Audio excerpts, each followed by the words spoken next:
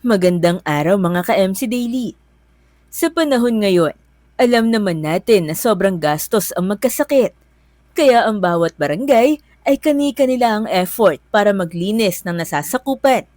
Subalit paano kung sabihin ko sa inyong hindi ito sapat? Marami pa ring lugar ang marurumi at delikado dahil sa polusyong hatid nito. Kapag pinag-usapan ang pinakamaruruming lugar sa Pilipinas, maraming lungsod at probinsya ang agad na pumapasok sa isip ng mga tao. Ngunit bago tayo magsimula, mahalagang linawin na walang opisyal na listahan ang DENR o WHO na nagsasabing ito ang mga pinakamaruming probinsya sa bansa. Ang listahang ito ay batay sa mga ulat tungkol sa polusyon ng hangin, maruruming ilog, problema sa basura, industrial waste, at iba pang environmental challenges na naitala sa iba't ibang bahagi ng Pilipinas. Sa paglipas ng mga taon, mabilis na lumaki ang populasyon at industrialisasyon ng bansa. Kasabay nito ang pagdami ng sasakyan, pabrika at komunidad na nagdudulot ng mas malaking pressure sa kalikasan.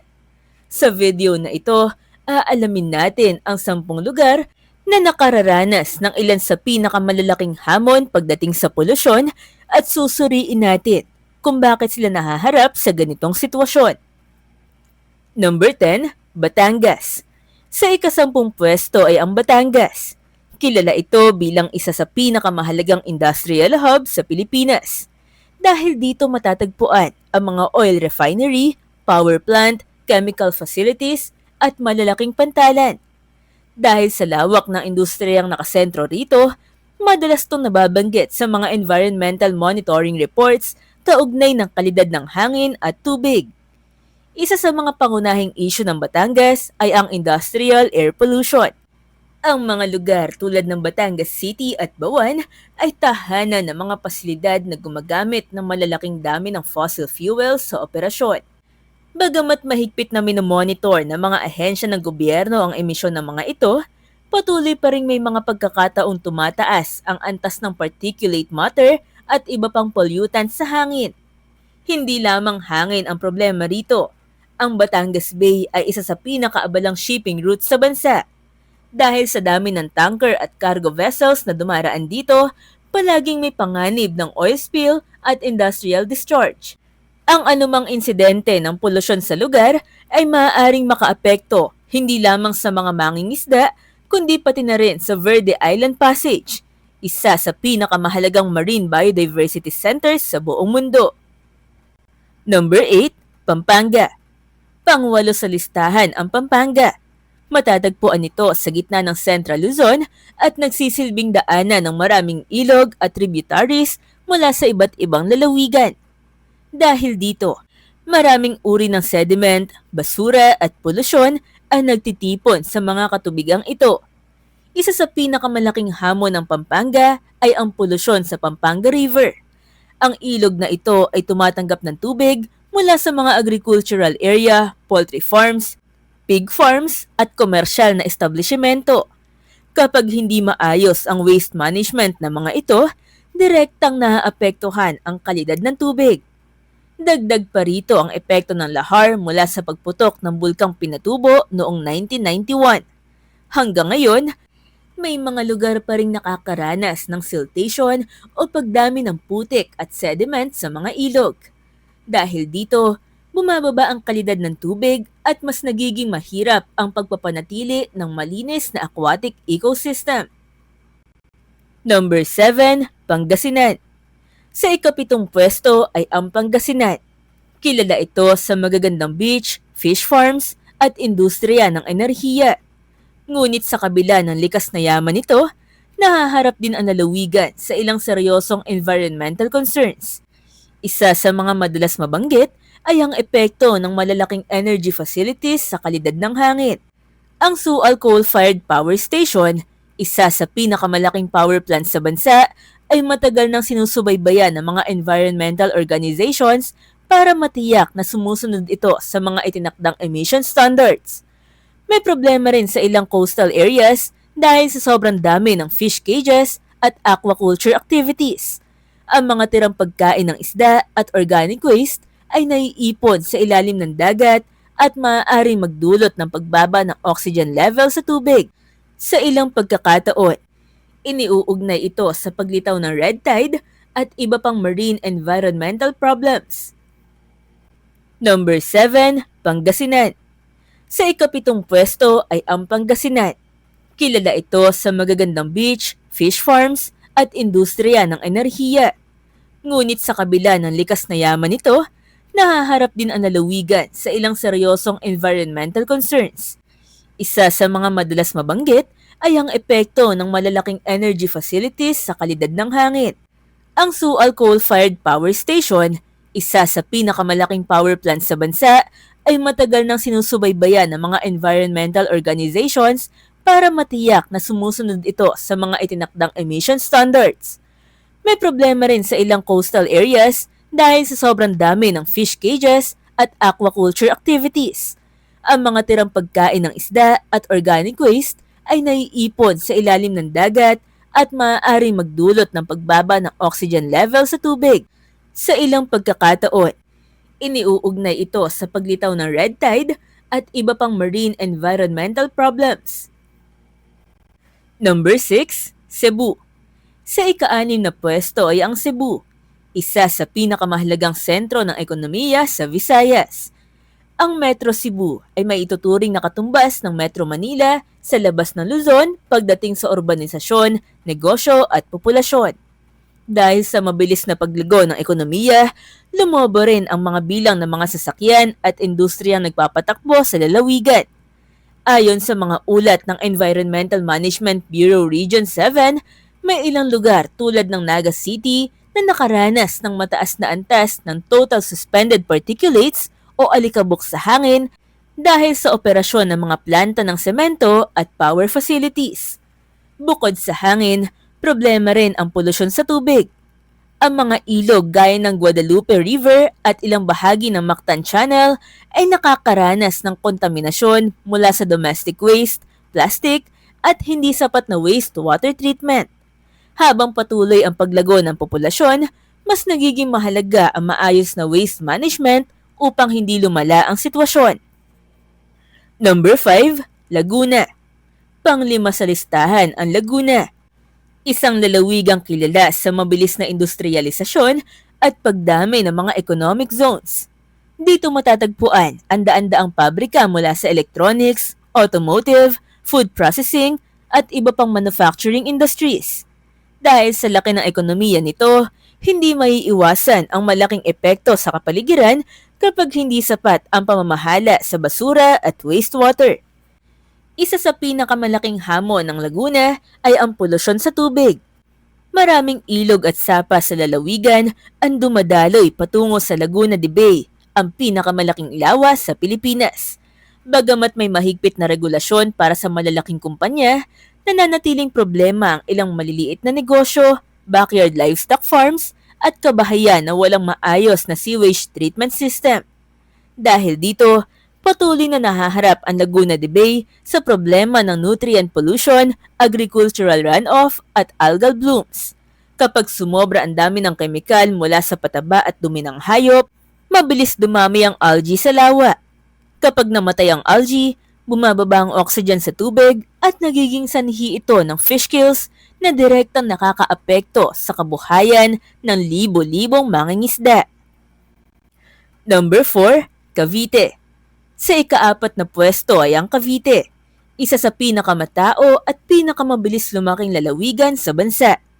Dahil sa pagdami ng mga subdivision, industrial parks at commercial centers, lumalaki rin ang produksyon ng basura taon-taon. Ang mabilis na urbanisasyon ay nagdudulot ng malaking hamon sa waste management ng probinsya. Isa sa mga pangunahing suliranin dito ay ang solid waste pollution. Sa ilang komunidad, hindi pa rin ganap na naipatutupad ang wastong segregation at disposal ng basura. Dahil dito, tone-toneladang plastic at iba pang solid waste ang napupunta sa mga estero, ilog at drainage systems na kalaunan ay umaagos patungo sa Manila Bay. Malaki rin ang epekto nito sa mga ilog gaya ng Imus River at Ilang-Ilang River. Sa panahon ng malalakas na ulan at bagyo, Maraming basurang naiipon sa mga waterways ang inaanod patungo sa dagat.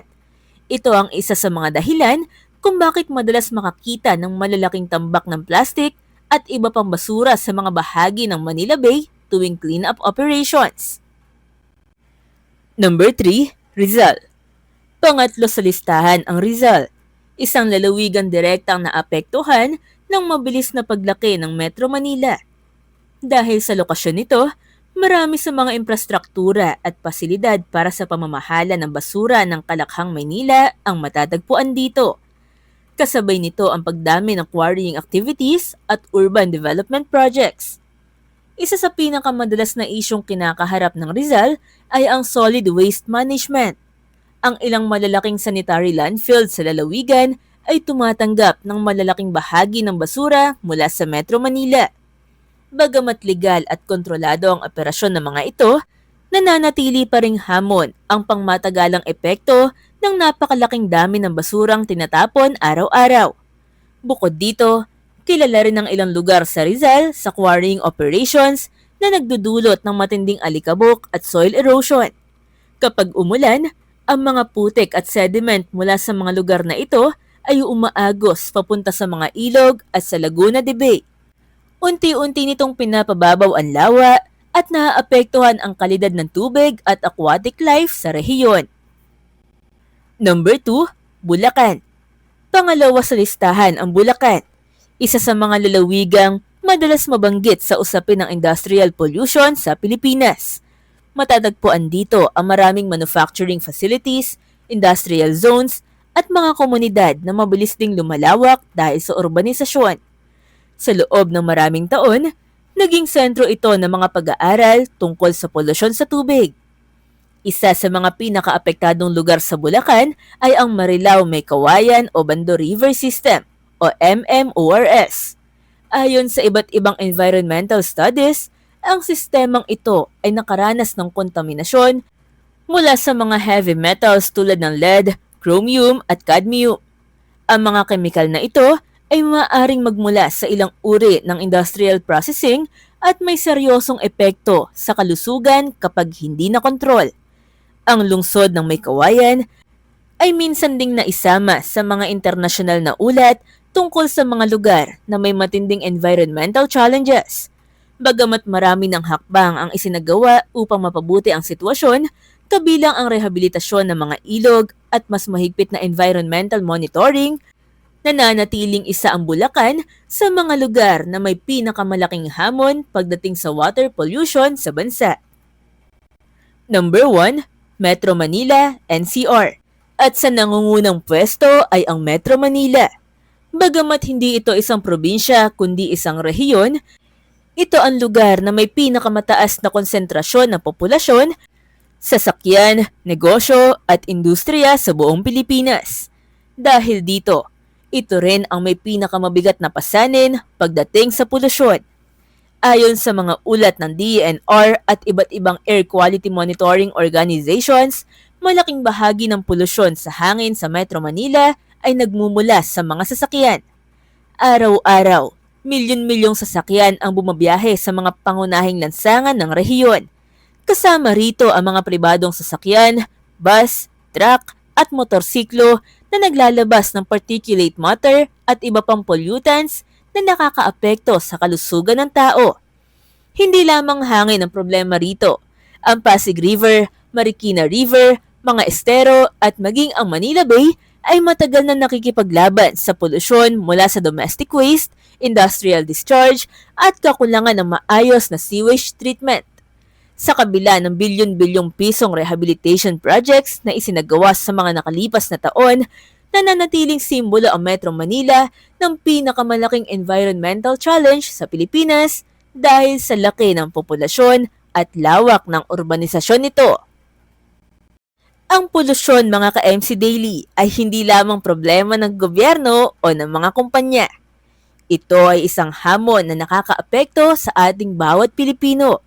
Mula sa maruruming ilog, tambak na basura, hanggang sa polusyon sa hangin, lahat ng ito ay may direktang epekto sa kalusugan, kabuhayan at kinabukasan ng susunod na henerasyon. Habang patuloy ang pag-unlad ng bansa, mas mahalagang tiyakin na hindi napapabayaan ang ating kapaligiran.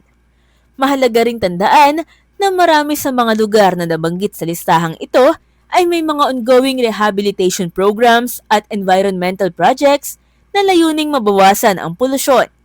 Sa tulong ng mas mahigpit na pagpapatupad ng batas at pakikiisa ng mamamayan, posible pa ring maibalik ang kalinisan ng mga ilog, baybayin at komunidad sa buong bansa. Ngayon, gusto naming marinig ang inyong opinyon mga ka-MC. Sa inyong palagay, alin sa mga lugar na nabanggit ang may pinakamalalang problema sa polusyon? Nakaranas na ba kayo ng epekto ng polusyon sa inyong lugar? At paano ito nakakaapekto sa inyong buhay? Ano sa tingin nyo ang pinakamabisang paraan upang mabawasan ang polusyon sa Pilipinas? I-comment nyo naman sa baba ang sagot nyo. Huwag nyo rin kalimutan mag-like, mag-share at mag-subscribe para updated ka sa mga susunod pa nating mga video. Maraming salamat mga ka-MC. Hanggang sa muli. See ya!